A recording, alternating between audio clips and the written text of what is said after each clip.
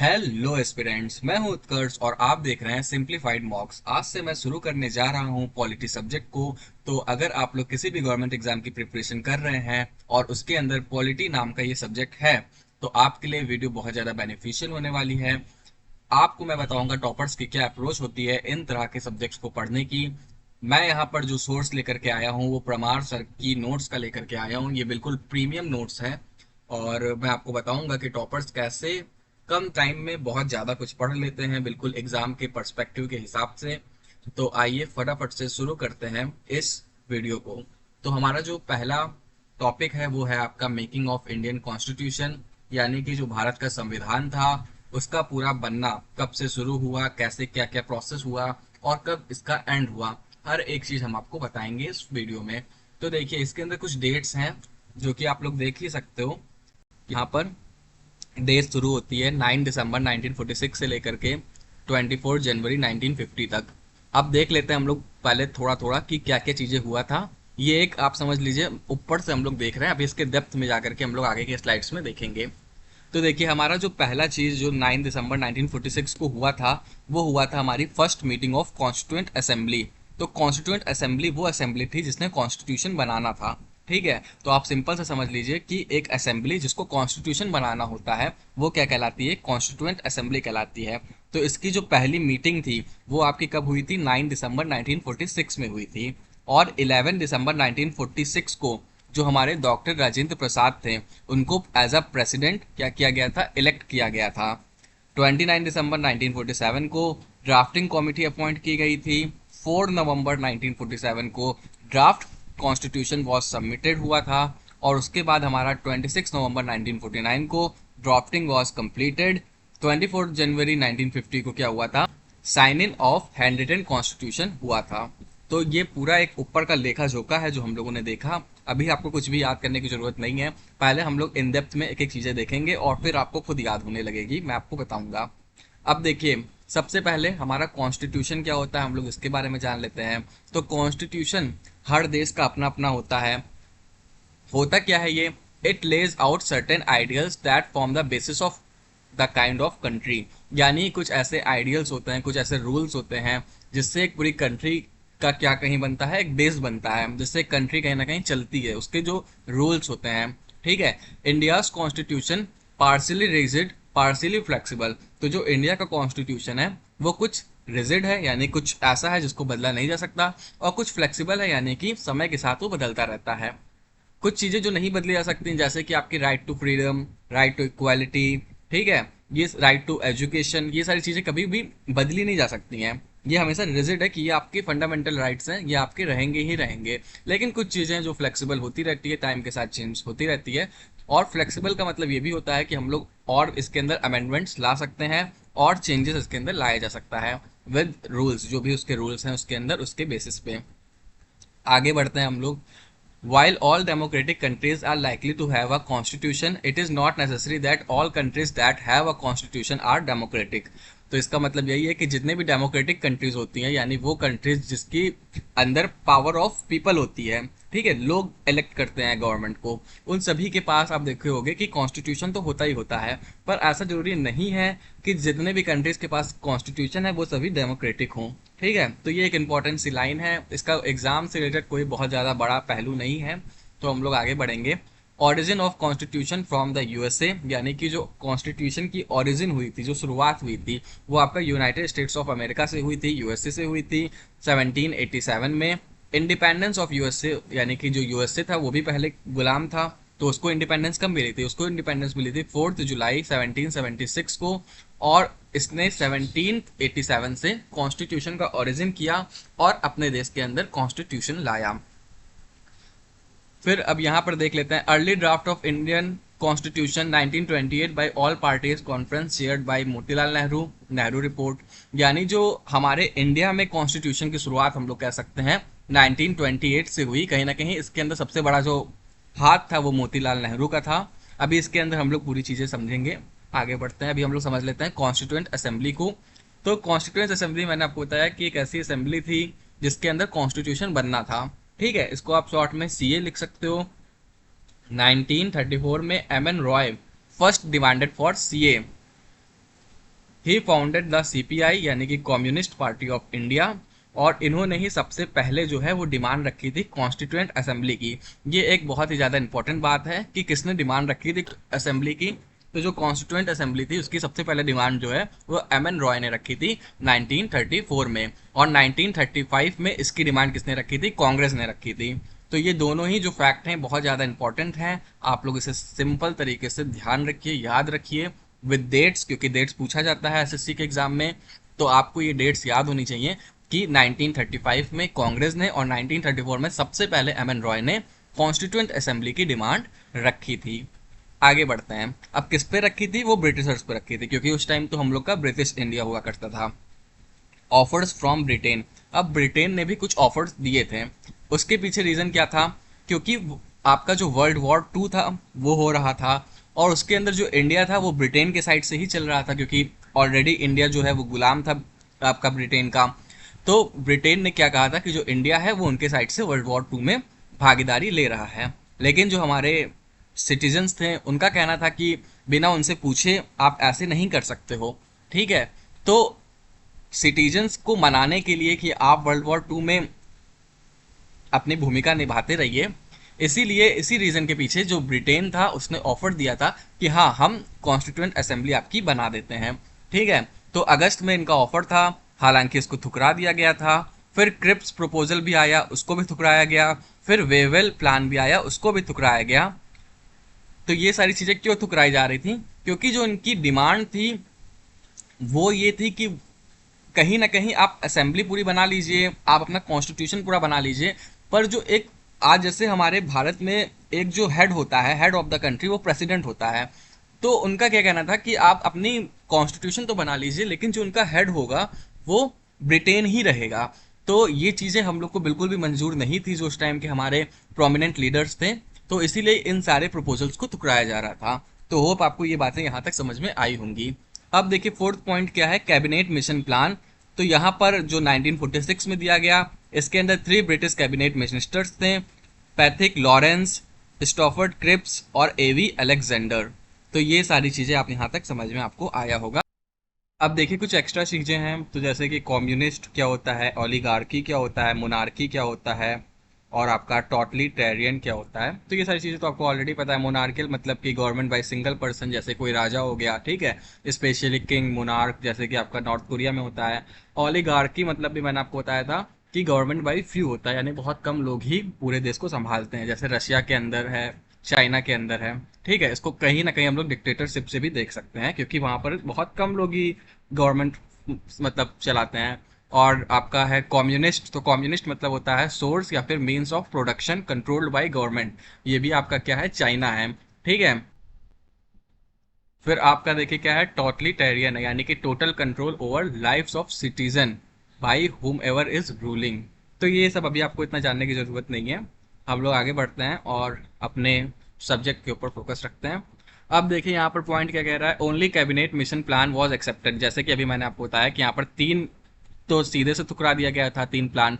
लेकिन जो चौथा प्लान था जो कि 1946 में आया, कैबिनेट मिशन प्लान, इसको एक्सेप्ट किया गया था किसके द्वारा, कांग्रेस के द्वारा और मुस्लिम लीग के द्वारा, ठीक है। मुस्लिम लीग के अध्यक्ष कौन थे, आप लोग फटाफट से कमेंट करके बताइए। हैंस जिन्ना थे ना, तो hence constituent assembly was formed according to it. तो अब हम लोग इस जो ये हमारा प्लान था इसके अकॉर्डिंग कॉन्स्टिट्यूएंट असेंबली जो है वो फॉर्म हुई। अब वो हम लोग आगे देखेंगे। अब देखिए जो मैंने अभी आपको बताया कि रीजन फॉर जो रिजेक्शन था फॉर्मर वंस का, उसके पीछे यही था कि हम लोग को पूर्ण स्वराज चाहिए था, जबकि ये क्या कह रहे थे कि ये डोमिनियन स्टेटस देंगे, यानी कि अभी भी आपका जो हेड है वो आपका ब्रिटेन ही रहेगा। इनके कहने का मतलब कहीं ना कहीं ये था। लेकिन हम लोग क्या चाहते थे कि पूर्ण स्वराज हो, ब्रिटेन का कोई भी रिश्ता ना रहे भारत के साथ। आगे बढ़ते हैं। अब देखिए क्या है आपका, ट्रिस्ट एंड डेस्टिनी है इन द फेमस स्पीच। तो ये सब देखिए, ये सब बस फैक्ट्स होते हैं, ये सभी बिल्कुल भी कोई मतलब नहीं रखते हैं आपके सब्जेक्ट के लिए।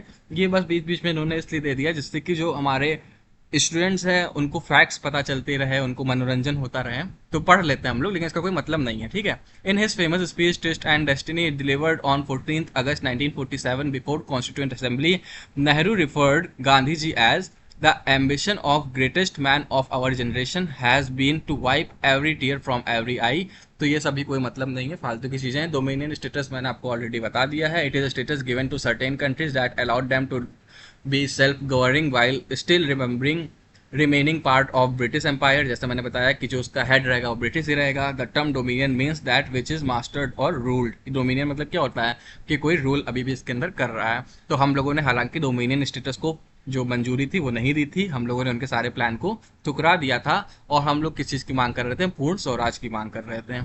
आगे बढ़ते हैं हम लोग फटाफट से। अब देखिए यहाँ पर क्या है, इंतरिम गवर्नमेंट है और आपका provision of cabinet mission plan है।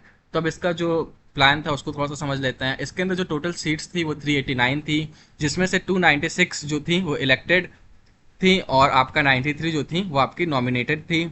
इलेक्टेड इसके अंदर क्या थी कि ब्रिटिश इंडिया की थी, जिसमें से 292 गवर्नर प्रोविंस की थी, 4 जो थी आपकी वो चीफ कमिश्नर प्रोविंसेस की थी। 93 में जो नॉमिनेटेड थी वो आपकी प्रोविंसेस और प्रिंसली स्टेटस की थी, इसमें से इस तरह से 11। ये सभी आपको याद करने की जरूरत नहीं है। इंतरिम गवर्नमेंट क्या होती है? इंतरिम गवर्नमेंट वो गवर्नमेंट होती है कि अभी जब तक हमारा कॉन्स्टिट्यूशन बन करके तैयार नहीं हो जाता तब तक तो, और क्योंकि हमारे जो ब्रिटिशर्स थे वो देश छोड़ करके जा रहे थे, तो इंटरिम गवर्नमेंट की जरूरत पड़ी कि जब तक ब्रिटिशर्स तो चले जाएंगे लेकिन अभी तो जो कॉन्स्टिट्यूशन है उसको बनने में टाइम लगेगा, और एक्चुअल में भी कॉन्स्टिट्यूशन बनने में लगभग 3 साल लग गए थे। ठीक है, 2 साल 11 महीने 18 दिन। तो तब तक कैसे रूल होगा कंट्री में, तो उसके लिए एक इंटरिम गवर्नमेंट बनाई गई। ठीक है, तो इंटरिम गवर्नमेंट वो गवर्नमेंट होती है जो कि कुछ समय के लिए कंट्री में रूल करती है, जिससे कि आपका जब तक कॉन्स्टिट्यूशन नहीं बन जाता, जब तक अच्छी तरीके से सारे रूल्स नहीं बन जाते, तब तक कोई तो गवर्न करना चाहिए। तो वो गवर्नमेंट करने के लिए क्या था, आपका इंटरिम गवर्नमेंट था। अब इसके अंदर भी कुछ प्रेसिडेंट और जो भी चीज़ें थी उनके नाम वगैरह लिखा गया है कि जैसे प्रेसिडेंट ऑफ एग्जीक्यूटिव काउंसिल कौन था, ठीक है, कमांडर इन चीफ कौन थे, वाइस प्रेसिडेंट कौन था, home affair information broadcast home affairs information and broadcasting के लिए कौन था। तो ये सारी चीज़ें यहाँ पर आपको दिया गया है कि जब आपका ये जो प्लान था उसको मान लिया गया, उसके बाद जो भी गवर्नमेंट बनी उसके अंदर कौन किस पोस्ट पे था वो यहाँ पर आपको मिल जाएगा। अब देखिए, आईएनसी मतलब होता है इंडियन नेशनल कांग्रेस, और एमएल मतलब होता है मुस्लिम लीग। तो यानी इसमें आईएनसी के भी मेंबर्स थे और मुस्लिम लीग के भी मेंबर्स थे। हालांकि बाद में मुस्लिम लीग ने कहा कि उन्हें एक सेपरेट कंट्री चाहिए और बाद में उन्होंने पाकिस्तान बनाया। आगे बढ़ते हैं हम लोग। अब देखिए यहाँ पर क्या है कि seats allocated to each British province were to be divided among the 3 principal communities. उसमें से मुस्लिम थी, सिख थी, जनरल थी। जनरल मतलब कि अवे फ्रॉम मुस्लिम और सिख, यानी कि हिंदूज हो गए और भी जो जैन हो गए। ठीक है, 1 seat was to be allotted for 1 million population.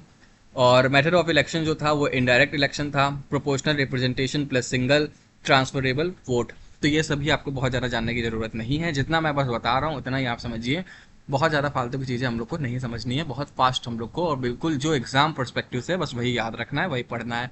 अब इलेक्शंस हेल्ड कब हुए? तो इलेक्शन जो हेल्ड हुए थे वो आपके हुए थे जुलाई अगस्त 1946 में, और हम सभी को पता है कि अगस्त 1947 में हम लोग का देश आज़ाद हुआ था। ठीक है, यानी कि ब्रिटिश छोड़ करके चले गए। तो उनको पता था ना कि जब वो छोड़ करके जाएंगे तो कौन सी गवर्नमेंट तब तक के लिए, जब तक इन लोग का कॉन्स्टिट्यूशन नहीं बनता है, रूल करे, तो उसके लिए इलेक्शन हुआ। कब हुआ? जुलाई अगस्त 1946 में हुआ। ठीक है, रिजल्ट क्या हुआ कि जो मेजोरिटी थी वो आईएनसी की आई, यानी कि कांग्रेस जीत गई, उसके अंदर 208 सीट से। मुस्लिम लीग जो थी वो 73 सीट्स पाई, वही इंडिपेंडेंट यानी जो इन दोनों से ही नहीं थे वो 15 सीट्स पाए। तो क्लियर दिख रहा था कि जो कांग्रेस है वो आपकी जीत गई थी। Ceremony that marks the end of Republic Day celebration, beating retreat ceremony, Independence Day, PM hoist Indian flag in Red Fort, और Republic Day, President unfurls the flag at Path। तो ये सारी चीज़ें भी आपको बहुत ज़्यादा जरूरी नहीं है। आगे बढ़ते हैं हम लोग। After boycott of Muslim league remaining seats 299 after partition. तो सभी को पता है कि बाद में क्या हुआ था कि इन लोगों ने अपना पार्टीशन किया और एक सेपरेट देश बनाया जिसका नाम पाकिस्तान था। आगे बढ़ते हैं हम लोग। 22 जैन 1947 को क्या हुआ कि objective resolution adopted by CA यानी कि कॉन्स्टिट्यूएंट असेंबली, और 13 दिसंबर 1946 को क्या हुआ था कि ये प्रेजेंट किया गया था जेएल नेहरू के द्वारा, यानी कि जवाहरलाल नेहरू के द्वारा। ठीक है, कॉमिटी फॉर्म, तो इसके अंदर जो मेजर थे वो 18 थे और माइनर 13 जो है वो कम्युनिटी फॉर्म की गई थी। ठीक है, और इसके बाद क्या है आपका, the drafting committee took 141 days to prepare its draft. ठीक है, और ये आपका ड्राफ्टिंग कॉमिटी थी जिसको सेटअप किया गया था 29 अगस्त 1947 में। टोटल मेंबर्स जो इसके अंदर थे वो आपके बी आर अम्बेडकर जो सबसे ज़्यादा मॉडर्न मनु भी जिनको बोला जाता है, और मॉडर्न मैन भी बोला जाता है। मनु इसलिए बोला जाता है मॉडर्न, क्योंकि मनु जो थे वो संस्कृत के बहुत बड़े ज्ञाता थे कहीं ना कहीं, तो उनसे लेकर के आपका मॉडर्न मनु यहाँ पर इनको कहा गया है, और मॉडर्न मैन भी बोला गया है। थे तो इसके अंदर 7 मेंबर्स, पर जो सबसे ज्यादा बड़ा योगदान किसी ने दिया था तो वो आपका बी आर अम्बेडकर ने दिया था, इसलिए इन्हें फादर ऑफ कॉन्स्टिट्यूशन भी बोला जाता है। ठीक है। और आपका जो ये कॉमिटी थी इसके अंदर 7 मेंबर्स थे। अदर मेंबर्स के नेम आपको दिख गए होंगे, ये याद करने की जरूरत नहीं है। जो सबसे बड़ा नेम है वो आपका बी आर अम्बेडकर का है, यही पूछा जाता है। अब देखिए क्या है आपका ड्राफ्ट ऑफ द कॉन्स्टिट्यूशन। तो पहला ड्राफ्ट जो है वो पब्लिश कितने को किया गया था, फिर 4 नवंबर को, फिर फर्स्ट रीडिंग जो हुई, सेकंड रीडिंग जो हुई, और थर्ड रीडिंग यानी जब कंप्लीट हो गया तो वो कब हुआ था, 26 नवंबर 1949 को। पर जो हम लोगों का इम्प्लीमेंट हुआ वो आपका 26 जनवरी 1950 को हुआ, क्योंकि उसी दिन मतलब 1930 में हम लोगों ने पूर्ण स्वराज की घोषणा कहीं ना कहीं की थी। हम लोगों ने बोला था कि अब हम लोग का देश क्या हो गया है, कहीं ना कहीं इंडिपेंडेंस हो गया है। तो इसीलिए उस डे को कहीं ना कहीं रिमेंबर रखने के लिए हम लोगों ने 26 जनवरी 1950 को चुना ये दिन, कि हम लोग अब से हमारा जो संविधान है उसको इम्प्लीमेंट करेंगे। अब देखिए यहाँ पर क्या है कि टोटल सेशंस जो हेल्प हुए थे वो 11 सेशंस हुए थे फॉर 165 डेज। टोटल टाइम जो लगा कॉन्स्टिट्यूशन ऑफ इंडिया को बनने में वो आपको भी मैंने बताया था कि 2 साल 11 महीने और 18 दिन, या कहीं कहीं 17 दिन लिखा रहता है, तो इतना टाइम उसको लगा। कितना पैसा लगा, तो 64 लाख लगा था टू फ्रेम द कॉन्स्टिट्यूशन। ठीक है, क्योंकि एक एक पेज में कहीं ना कहीं कैलीग्राफी की गई थी। अभी वो भी हम आपको बताएंगे कि इंग्लिश में किसने कैलीग्राफी की, हिंदी में किसने लिखा यानी कैलीग्राफी की, उसको कहीं ना कहीं डेकोरेटेड किसने किया। तो इन सारी चीज़ों में जो खर्चा आया वो 64 लाख रुपीज़ आए। ठीक है, कहीं ना कहीं फ्रेम करने में आया। जिन्होंने कैलीग्राफी की थी उन लोगों ने कोई पैसे इसके नहीं लिए थे, बस उन्होंने बोला था कि उनके नेम मेंशन जरूर कर देना चाहिए।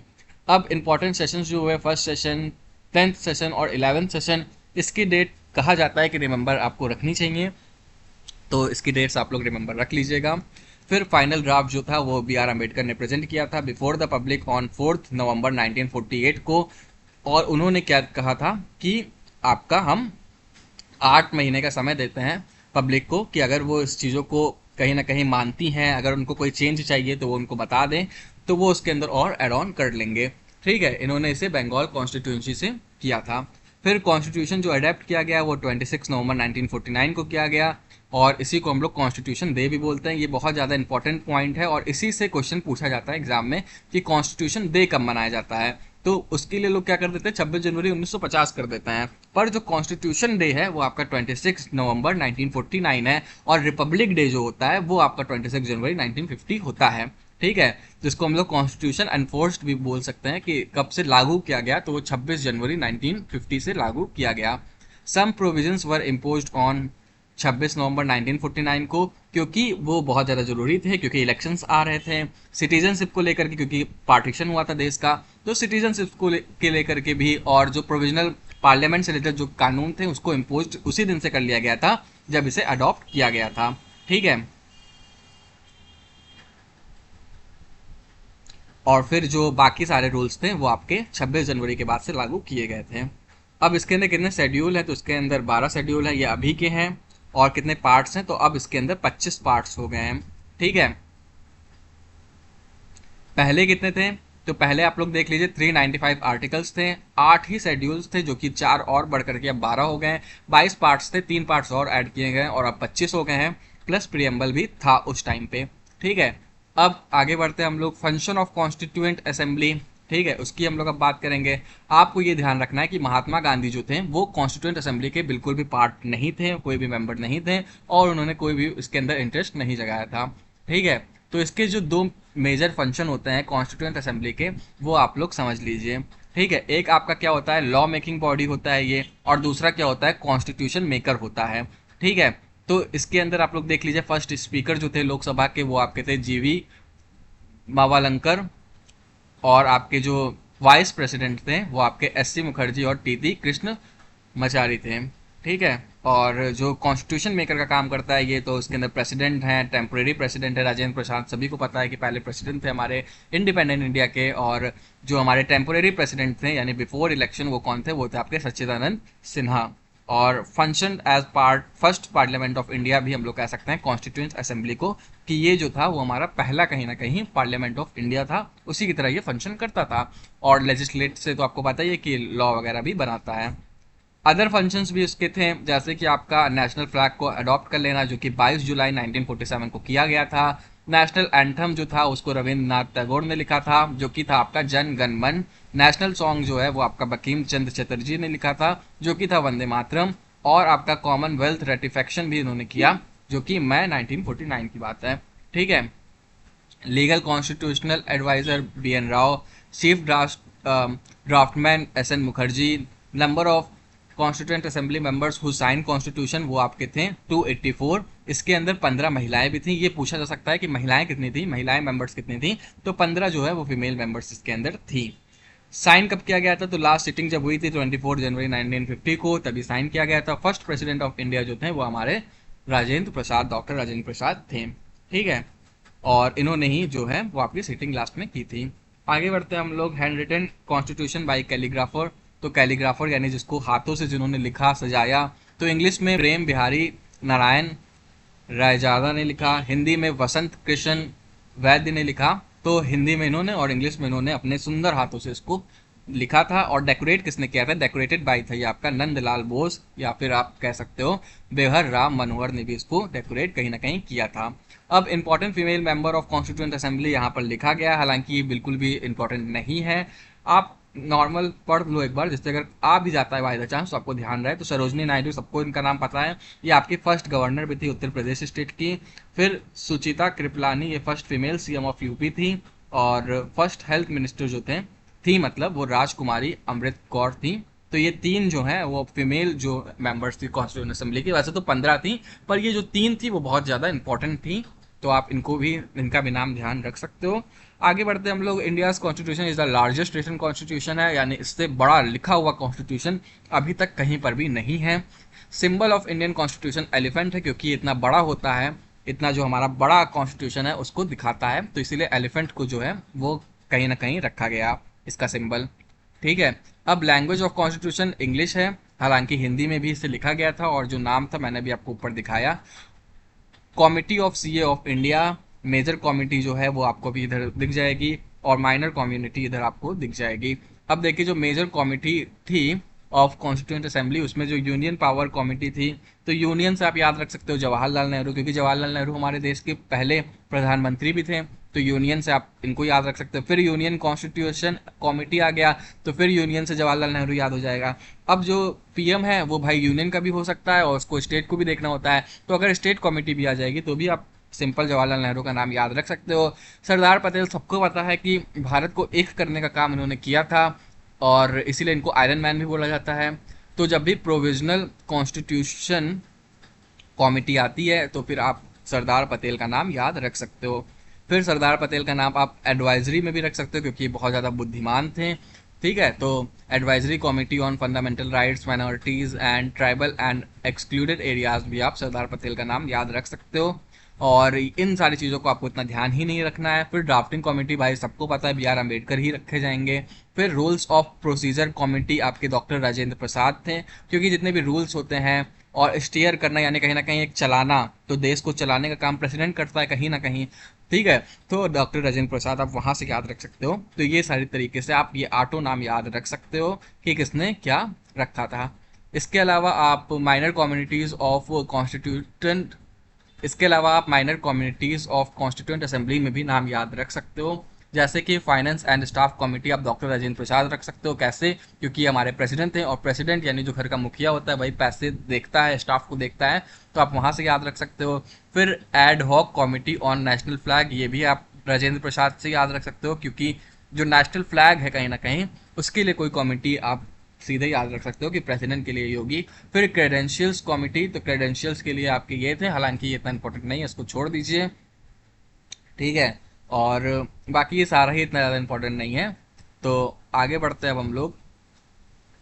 अब देखिए हमारा लास्ट पार्ट आ गया है, तो इसके अंदर भी कुछ भी इंपॉर्टेंट नहीं है। मैंने अभी आपको बताया था कि हाँ जब भी फ्लैग की बात आएगी, हेड ऑफ कमेटी फ्लैग, तो राजेंद्र प्रसाद आप याद रखोगे क्योंकि ये प्रेसिडेंट थे, तो फ्लैग आप यहाँ से इनको याद रख सकते हो। एस के धर इतना इंपॉर्टेंट नहीं है, ये भी इतना इंपॉर्टेंट नहीं है।